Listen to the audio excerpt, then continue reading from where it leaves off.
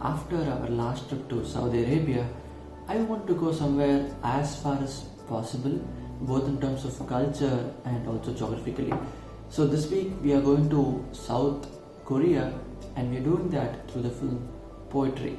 The movie Poetry follows the story of Mija. She is about 60s, mid-60s, and she has recently discovered that she has Alzheimer's. So the story is about how Mija discovers poetry. She takes up a poetry class in the local community center. As she discovers poetry, it is about how poetry in a way offers her solace in dealing with a very horrific personal tragedy.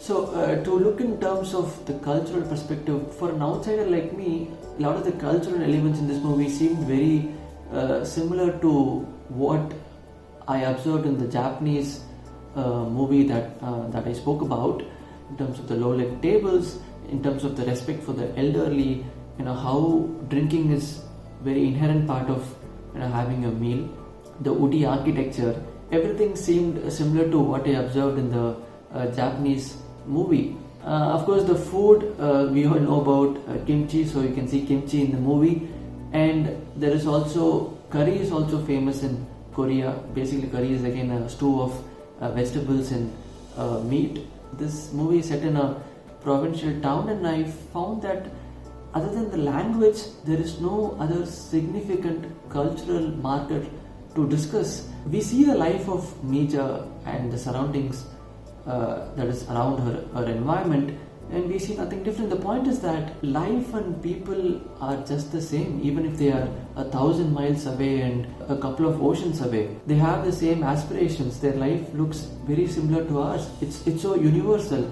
So I think that is the point that we want to drive, and ultimately, even through this series of Around the World in Films, even though we would like to understand and appreciate the cultural elements of the other cultures and countries, ultimately we want to acknowledge that they're all same, just like us, with similar aspirations and values, and we have a shared human understanding. So that is why I want to retain this movie. This movie is a testament to the fact that it is all the same. There is nothing different between our lives and Mija's life. Mija could be as similar to my grandmother or your grandmother. So that's the thing, it's all universal. So rather than just choosing a movie just to accentuate the experience of South Korean culture or just exaggerates it, I thought, okay, the movie is set in South Korea, it's set in a provincial town in South Korea. It is as real as it can get, yet it is all the same, it is just universal. So I thought, okay, let it be, that is the way it is. But what I noticed was that, this is a small town in South Korea, but as we travel with Mija, we see that the infrastructure facilities, even in such a small town, is phenomenal. She goes to the hospital, and we see they have wonderful public hospital system, and you see the logistics options available, the transport. There are wonderful bus systems, the bridges. When you see that, you wouldn't believe until someone tells you that that's actually a small provincial town in South Korea. That is a testament to the phenomenal economic transformation that South Korea has had in the last 60 years. The country just has 50 million people, and it's on the 11th position in terms of GDP figures in the world. So the economic transformation was primarily led by big corporates like Samsung, LG, Hyundai. They are known as chaebols. It's a Korean term called chaebols. These corporates are primarily owned by huge family groups. So they are basically family run. So chaebol itself means rich family, so which means these companies are very oligarchic. The economic transformation was led by these chaebol companies. So that is kind of economic success that South Korea has had in the past few decades, and that you can visibly see in the film. So what did I like about in the movie? There are a couple of things. I told you about how Mija takes up a poetry class in a community center. So I also like the teacher, that guy, the teacher who teaches poetry in the class. He is quite an inspiring guy. So he asks his class, have you seen an apple properly? He says, no, you wouldn't have seen an apple properly. You would have looked at it 1,000 times, 1,000,000 times, but have you seen it properly?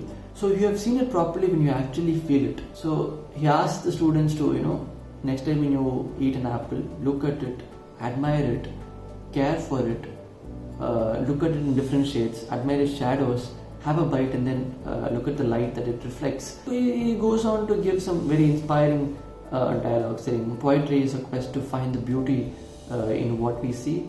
And he says, at one point he says, a sharpened pencil against a pure paper makes his heart really full. And those are the kind of instances that I enjoyed from his class. We end up learning some of poetry, how to do poetry also. And secondly, what I enjoyed is the scenes where Mija tries to implement what her poetry teacher taught her in terms of observing and feeling the things around her.